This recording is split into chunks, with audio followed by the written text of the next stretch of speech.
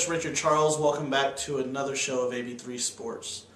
Today, I know we've been riding the Miami Heat a lot. I'm going to talk about how disappointed I am in the Cleveland Cavaliers and the performance that they had against LeBron James and the Miami Heat the other night.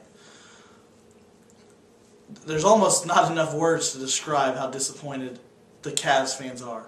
The Cavs fans, you were great. You'll never see an output like that in a Miami stadium. They were great. They were in it. They had some clever chants. They had some things going on in the stands with T-shirts and signs. Other than the one knucklehead who threw the battery, the fans composed themselves very well and were great. The TNT analysts even said that it was the most hostile, excited environment they'd ever seen that was not an NBA Finals game, that was just a regular season game. So I take my hat off to the fans because you guys really did your thing. But the Cavs team, it's almost like, where do we begin? I mean, you're laughing and joking with the guy who came on TV and pretty much in not so many words said you're not good enough to play with him. You're hugging him before the game. You're playing games with his headband on the sidelines, Anderson Varejao.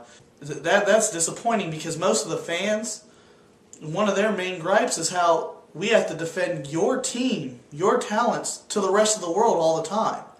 We have to defend you. We defend you guys all the time and talk about how you're not bums. How they did have a good enough team around them to win it last year and the year before. And I understand, Boobie Gibson, you say that it's not as it seems, but where was the play to signify that? Where was the hard foul on Dwayne Wade on the first possession of the game by Anthony Parker as he watched him dunk the ball? You watch him dunk the ball on the first play of the game. That was your chance to set the tone. Right there. LeBron James did not touch the ground once. He did not hit the ground one time.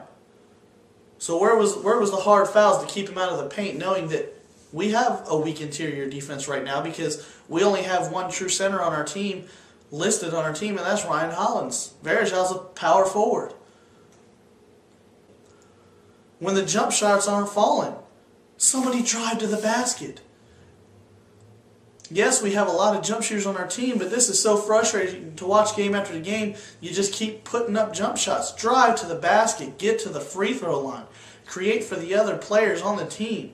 You're not playing team basketball right now. You went out there and there was a lot of trying to do things individually, and that's why you embarrassed yourselves on national television, one of only 2 national television games all season long. And then in doing so, you chum it up with the guy who slapped the city in the face. I'm going to cheer for the Cavs till the end of the season because I'm a Cavs fan. I'm a Cleveland fan, and that's my team.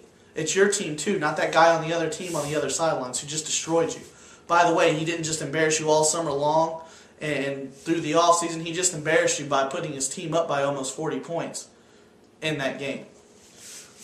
The lack of effort, I mean, that's the part that stuns me the most. How do you have a lack of effort? That's supposed to be your forte. You run, you run, you run, you run. I hope Coach Scott gets you back to basics because we have a coach that knows how to win. We have a coach that's about winning now, that knows a system, that has a proven working, winning system. So if anybody can get it back on track, I believe it's Coach Scott. And it does start with that first game against Minnesota, and I do think it will come up. But that was just embarrassing. That was just embarrassing.